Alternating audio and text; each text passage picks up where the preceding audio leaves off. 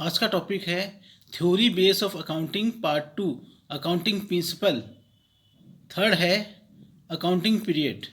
इसमें ये कहा गया है कोई भी व्यवसाय है उसे अपना अपना जो ट्रांजेक्शन है वो मंथली, क्वार्टरली या ईयरली पीरियड में करना चाहिए, ऐसा रूल बनना चाहिए। तो ये है क्या मीनिंग, देखिए इसका। Accounting period, also known as periodicity principle, is a fundamental concept in accounting that states a business financial activity should be reported in a specific period of time rather than indefinitely. Indefinite का मतलब होता है uncertain.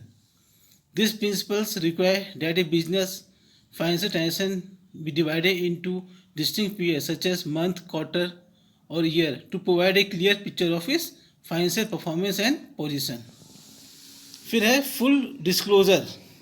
इसमें यह कहा गया है जो भी कंपनी है उसको अपने फाइनेंशियल रिपोर्ट में सारी चीज़ें सही दिखानी चाहिए। तो ये है क्या principle is a full disclosure principle is a fundamental concept in accounting that require companies to provide complete and accurate information about their financial condition, performance and cash flow. Materiality क्या होता है? महत्व।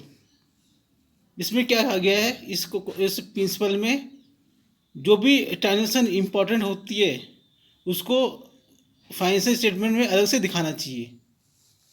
तो यह है क्या, देखिए meaning. Materiality principle is a fundamental concept in accounting that determine whether a financial item और ट्रांजेक्शन इज। नेक्स्ट पेज देखते हैं क्या है इसका। Significant enough to be reported separately in the financial statement. Prudence. Prudence मतलब क्या होता है? सावधानी। जब अकाउंट्स बनती है तो उसमें सावधानी रखनी चाहिए, कोई भी रिस्क नहीं लेना चाहिए। तो ये है क्या, देखो। Prudence principle is a fundamental concept in accounting that require accountant to exercise caution and conservation when preparing financial statement.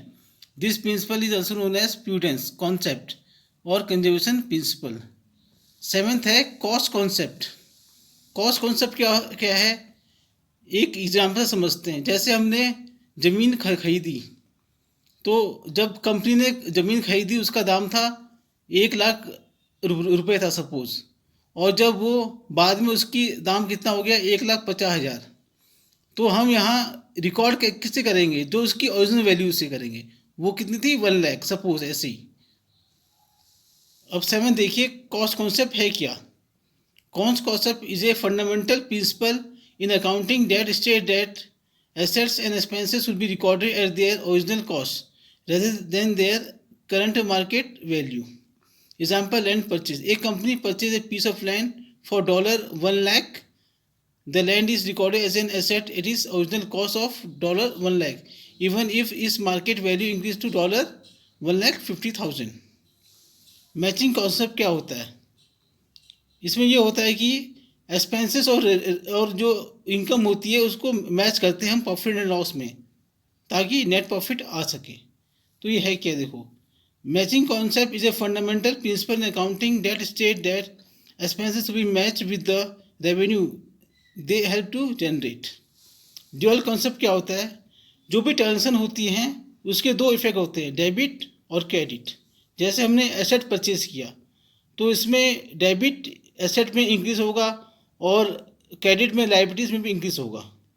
तो ये है क्या, dual concept is a fundamental principle in accounting that states that every financial transaction has two aspect, debit and credit. Accounting equation क्या है इसकी? Assets is equal to liabilities plus equity.